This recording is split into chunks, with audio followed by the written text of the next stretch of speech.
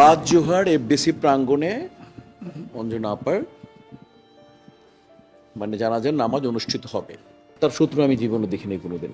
তার শত্রু মনে হয় আল্লাহ জানে। আমি আজ পর্যন্ত অঞ্জনা আপার সম্পর্কে কোনো কমেন্টস, কোনো ব্যাড কমেন্টস আমি জীবনে শুনিনি। আমাকে কি পর করে দিলে তুমি করে বলবা। এবং আমাদের সমিতিতে যখন কোনো কিছু হতো এবং উনি সবার সাথে তার সম্পর্ক একেবারে টপ, আমাদের ধরেন আপনারা ভাই আলমগীর ভাই, সোহেল সাহেব থেকে আরম্ভ করে একেবারে একটা যদি জুনিয়র শিল্পী হোক তার সাথেও তার একেবারে হৃদ্যতা এভাবে জড়াই ধরতেন। আমি এক কথায় বলবো যে এইগুলো গল্প সাবানা আবার শুনতাম, সাবানা আপা এরকম ছিলেন। আমাকে কি পর করে দিলে তুমি করে বলবা। তো এরকম একটা মানুষ আপনারা সবাই জানেন অঞ্জনা আপা সম্পর্কে মনে হয় তার শত্রু আমি জীবনে দেখিনি কোনোদিন। তার শত্রু মনে হয় আল্লাহ জানে। আমি আজ পর্যন্ত অঞ্জনা আপার সম্পর্কে কোনো কমেন্টস, কোনো ব্যাড কমেন্টস আমি জীবনে শুনিনি। আমি বললাম না, ওনার কোনো শত্রু নেই, আমি জীবনে দেখিনি। তা আমরা তো আমরা চেষ্টা করেছি, তাই না?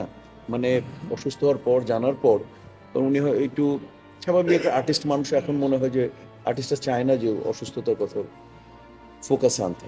তো আমরা অনেক পরে জেনেছি, জানার পর তো আমরা আমাদের বেস্ট ট্রাই করলাম একেবারে। আমাদের সাথে আমাদের অনেক উপকার করেছেন।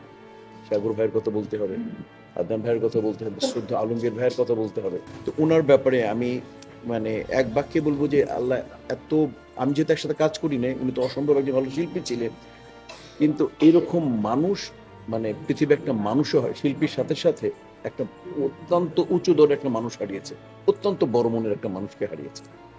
আমি এটা, এবং এইটা এই এটা পূরণ এটা হবে না, ওনার মতো মানুষ পাওয়া যাবে না। মানুষ আমার মতো সবাই দেখতে তো মানুষের মতো লাগে, কিন্তু মনুষ্য বোধ কয়জনের আছে, মানবিক বোধ কয়জনের আছে ওনার ভেতরে। এটা হচ্ছে বাদ জোহার এফডিসি প্রাঙ্গণে অঞ্জনা আপার জানাজার নামাজ অনুষ্ঠিত হবে।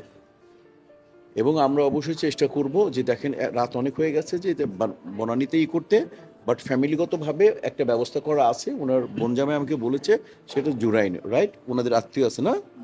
এই হইল ঘটনা। তো আমি আশা করব আপনারা এই নিউজটা সবাইকে বলে দেবেন। আর যেহেতু জোহর একবার প্ল্যান হয়েছিল 11টায়, কিন্তু 11টা অনেকে জানবেও না, শীতেরই। তো আমরা ইনশাআল্লাহ বাদ জোহর অবশ্যই